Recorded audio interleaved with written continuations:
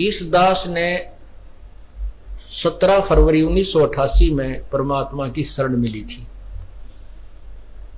और उस दिन के बाद 6 वर्ष 1994 तक दास ने जेई के पद पर सर्विस की। काम करते, अपनी ड्यूटी करते करते भी हम भक्ति करते हैं। हमारा रूल यही है, काम भी करो, भगवान ना भूलो, बुराई छोड़ दो।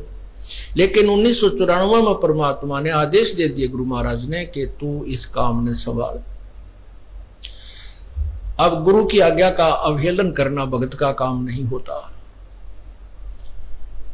जो गुरु वचन पर डट गए कट गए फंद 84 के। भाई जो गुरु वचन पर डट गए कट गए फंद 84 के। और उन्होंने अचानक मुझे बुलाकर पास बैठा लिया, कहने लगे आज से तू नाम दिया करेगा। और जितने भी वर्तमान संगत थी सबको कह दिया और सबको बता देना कि जो इसको गुरु नहीं मानेगा और मेरा कुछ नहीं होगा। मेरे पसीने आ गए कि मैं तो 2 कौड़ी का जीव, एक मजदूर आदमी, और परमात्मा ये इतना बड़ी जो है ना, इतना बड़ा जिम्मेवारी का काम। और उनके पुराने पुराने भक्त मेरे थे, लाल कपड़े पहन कर बाबा जी भी बन रहे थे, उनके साथ रहा करते। उनको सबको निकाल दिया था उनकी त्रुटियां देख जाकर। हमने नहीं पता था कि हो रहा है, क्या इनका मालिक का उद्देश्य है। जब वो 104-5 साल की उम्र थी उस महापुरुष की, हमारे पूज्य गुरुदेव की, और कहा मैं तेरे साथ रहूंगा। और तीसरा शब्द एक दिन कहा था कि रामपाल तेरे सब बराबर इस संसार में संत नहीं होगा, पूरे विश्व में तेरे बराबर संत नहीं होगा। अब इस दास का और संत का के मेल था। हम तो भगत थे, दास थे, भगवान की भक्ति करते थे, अपनी नौकरी भी करते थे, बच्चे भी पालते थे। अब कहते हैं साध वचन पलटे नहीं, चाहे पलट जावे ब्रह्मंड। उनका वचन नहीं पलट सकता, उन्हें जो कह दिया सो कह दिया। तो वही ये फल गया। नहीं हमारी तो घर के ना सुने थे, शुरू में अकेला नाम ले रहा था। बालक भी तो बालक छोटे थे, वो तो घर जैसे कहूँ था मान जाते, उनकी माँ नहीं मानने, फिर मेरे माता पिता नहीं मानने। अगले भाई पुरानी लाग कुकर छोड़ना, बड़े साके में पा आया। फिर परमात्मा से अर्ज करी, धीरे धीरे वो समझन लागे। ना सुनते तो भी बोले जानता बावड़े की तरह। तो धीरे क्यों कान न कैसे बंद करेंगे वहां बैठे हुए। तो ये ऐसा निर्मल ज्ञान है, एक बार अंदर गया सुबह कैसी सिरंज है, जानते काम करेगी दवाई। तो धीरे धीरे कान के माध्यम से ये दवाई भेजी जाती है। और आज देख लो रंग ला दिया परमात्मा ने। उस परम पिता पूज्य गुरुदेव जी की शब्द शक्ति से सब काम चल रहा है। और कबीर परमेश्वर हमारे सिर पर रहते। तो परमात्मा उस दिन के बाद सन 1995 में इतने 21 साल के बाद इतने पाठ हम घर घर पाठ किया करते थे। 3 दिन पाठ करते थे और एक दिन पहले जाना पड़ता था। ये दास स्वयं सेवा करता था, घर घर जाके उनके सब जहां हमने पाठ करने का स्थान देखना होता था उसकी सफाई करते थे। कईयों का देख कर कमरा होता बड़ा सा, उसी में पाठ भी करना, उसी में खाना भी बनाना, उसी में खाना भी उसी में, सोना भी उसी में। तो उस ढंग से अपनी सेटिंग कर लेते हम, इतनी जगह में पाठ कर लेंगे। तो मेरा जाना अति आवश्यक था उस समय, क्योंकि ये स्टार्ट था भक्ति का और स्टार्ट था इस 500 यज्ञ करने का। किसी को नहीं मालूम था, बच्चे थे सहयोग देने लगे। और धीरे धीरे फिर वो क्या हुआ कि इतने पाठ हो गए कि मुझे नौकरी, पहले तो क्या करता था, शुक्रवार को पाठ प्रारंभ किया। शुक्र ड्यूटी करके सामने चले जाते बृहस्पतिवार को, शुक्रवार को रात में तैयारी करते, शुक्रवार को शनिवार को अब पाठ प्रारंभ करके अपनी नौकरी पर चला जाता, फिर शाम ना आ लेता। शनिवार इतवार की छुट्टी हो जाती, काम चल रहा था। वो हफ्ते में हुए, फिर होने लगे डेली। अब अफसर भी दुखी और मैं भी दुखी। तो फिर उस दिन रिजाइन कर दिया परमात्मा के नाम पर। 18 साल की नौकरी होगी थी मेरी। हालांकि कुछ और भी हमारे साथी कह रहे थे भाई अभी 2 साल और डट जाओ, आपकी पेंशन बन जाएगी। वाह भैया, पेंशन तो करा कितनी बार होगी। जो पेंशन ई बनेगी ना, या कद्दे नहीं बनी थी, या असंख्य जन्मों की पेंशन बन जाएगी। तो वो तो इस बात को नहीं समझे थे, उन्हें तो मुझे मूर्ख ही समझा। और दास की सौभाग्य था कि मुझे नौकरी या मजदूरी मिल गई भगवान की। और उसकी पुण्यात्माओं को दलदल से निकालने की।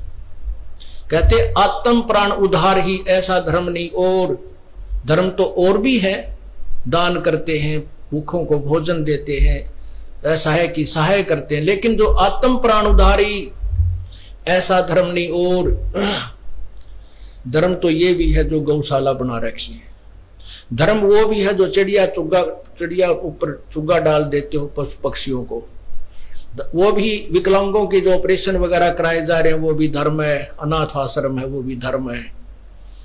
लेकिन जो आज गौ है उनकी सेवा कर रहे हैं, अच्छी है, क्योंकि कोई भी प्राणी है, चाहे भैंस है, पशु है, कोई किसी प्रकार का, सबकी सेवा हमने इसी दृष्टिकोण से करनी चाहिए, क्योंकि सब में एक जैसा जीव, वो भी धर्म है।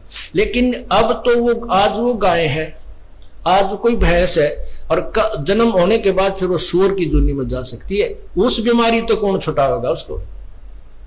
तो ये ज्ञान, ये भक्ति, ये आत्मा इस जीव को उद्धार करेगी। वो फिर 84 लाख योनियों में नहीं जाएगा, या तो मनुष्य शरीर होगा, नहीं सतलोक चला जाएगा। तो कहते हैं आत्म प्राण उद्धारी ऐसा धर्म नहीं। और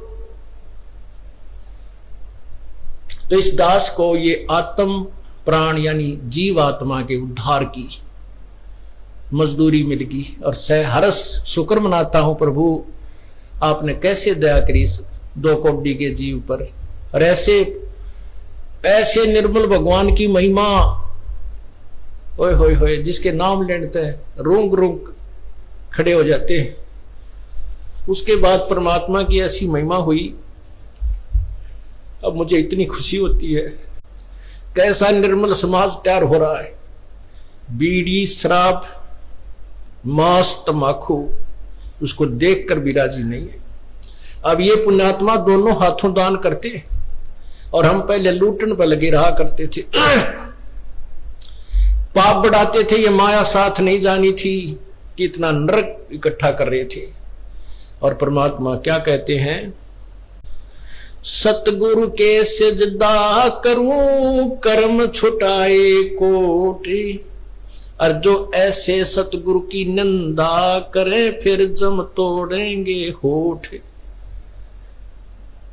अब जो लोग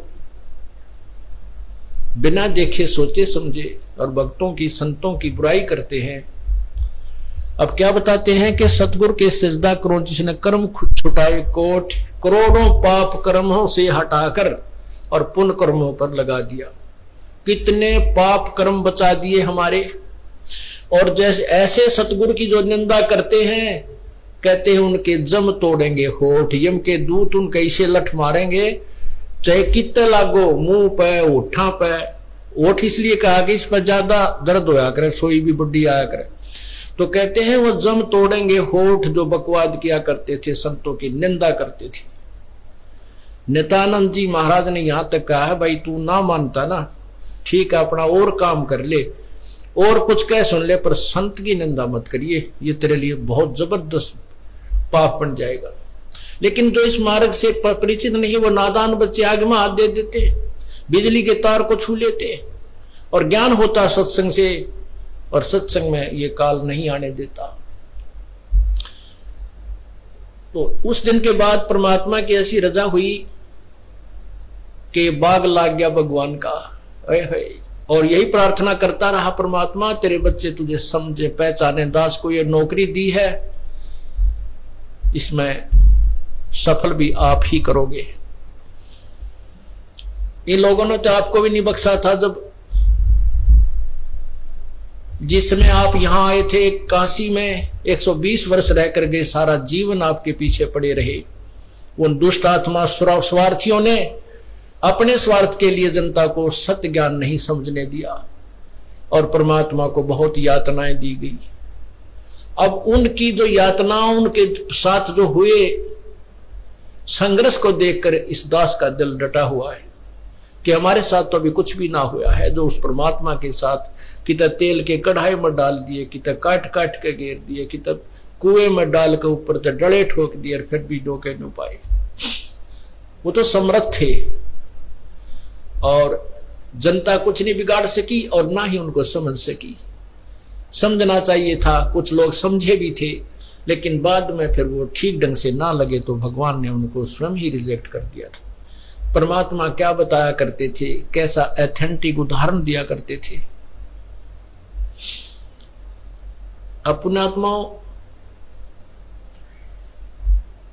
क्या बताते हैं, भाई सिर साटे की भक्ति है और कछु नहीं बात, सिर के साटे पाई यो अवगत अलख अनाथ। अब शीश कैसे देना है, शीश ये नहीं भाई काट के सिर चढ़ा दे भगवान के चरणों में, ऐसे नहीं। जैसे आपको परसों के सत्संग में सुना था कि गुरुदेव को समर्पण कर दिया जाए। समर्पण का अर्थ यह है कि जो आज्ञा दे वही की जाए, चाहे वो बुरा लग रहा है चाहे अच्छा लग रहा है, उसमें हमारा हित है, अति हित होता है। और संत क्या कहते हैं, भाई बीड़ी शराब मांस तम्बाकू ये मत पीना। संत कहते हैं चोरी जारी नहीं करना, डाके ना डालना, किसी की जेब ना काटना, ये महापाप है तेरे लिए। अपना करके खाना बेटा, भगवान भजना, इससे तेरा कल्याण होगा। और हम यही वचन नहीं मानेंगे तो फिर यहाँ स्कूल में आने की आवश्यकता क्या है, इस विद्यालय में सत्संग में आने की आवश्यकता क्या है। हम गलतियां भी गलती पे गलती करते रहे और फिर सत्संग में भी आ रहे हैं तो वो फेल हो जाएंगे विद्यार्थी, वो पास नहीं हो पाएंगे।